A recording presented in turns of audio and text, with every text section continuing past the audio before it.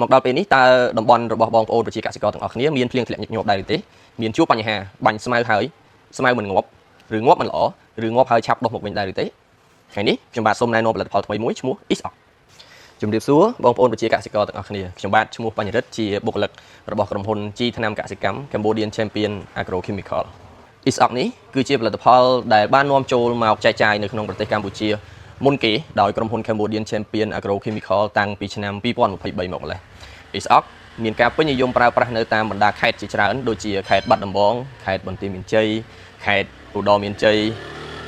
ខេត្តក្រចេះត្បូងឃ្មុំក៏ដូចជាខេត្តរតនគិរីផងដែរ Isoc មានសារធាតុ Glyphosate P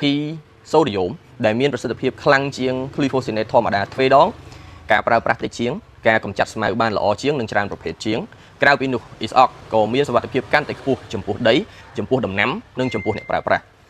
អ្វីដែលខ្ញុំបាទចង់បង្ហាញកាន់តែពិសេសនៅក្នុងថ្ងៃនេះគឺ Isoc គឺជាប្រភេទផលិតផល Glyphosate ដែលមានភាពធន់ជាមួយនឹងទឹកភ្លៀងបានខ្ពស់ដោយរដូវកាលនេះមានភ្លៀងធ្លាក់ញឹកញាប់មានភ្លៀងធ្លាក់ច្រើនដូច្នេះបងប្អូនតែងតែជួបប្រទះបញ្ហាបាញ់ថ្នាំស្មៅផ្សេងហើយស្មៅងាប់មិនបានល្អ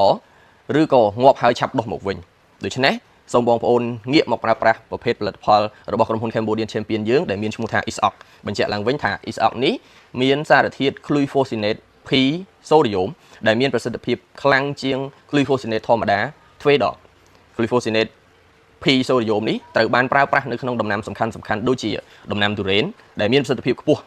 ទាំងទៅលើដើមទាំងទៅលើប្រព័ន្ធឬមិនប៉ះពាល់ដីថែមទាំងមិនមានការឈួលដែលធ្វើឲ្យប៉ះពាល់ត្រួយឬក៏កូនទុរេនដែលទើបតែដាំថ្មីទៀតផងក្រៅពីដំណាំទុរេនដំណាំដំឡូងដំណាំពោតដំណាំម្រេចដំណាំស្វាយចន្ទីកៅស៊ូក៏ដូចជាដំណាំរួមផ្សំផ្សេងទៀតIsoc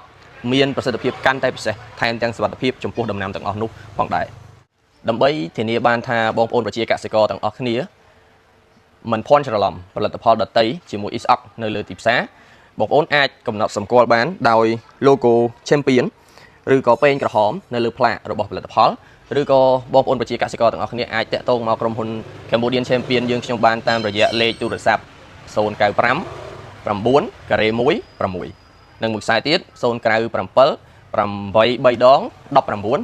19 ជាចុងក្រោយសូមបញ្ជាក់ម្ដងទៀតថាចំពោះបងប្អូនប្រជាកសិករដែលជួបបញ្ហាបាញ់កម្ចាត់ស្មៅតាមចន្លោះរងដំណាំមិនបានល្អបាញ់ស្មៅងាប់ហើយតែស្មៅឆាប់ដុះមកវិញសូមកុំភ្លេចនឹកដល់ Isoc ជាជម្រើសល្អរបស់បងប្អូនប្រជាកសិករទាំងអស់គ្នា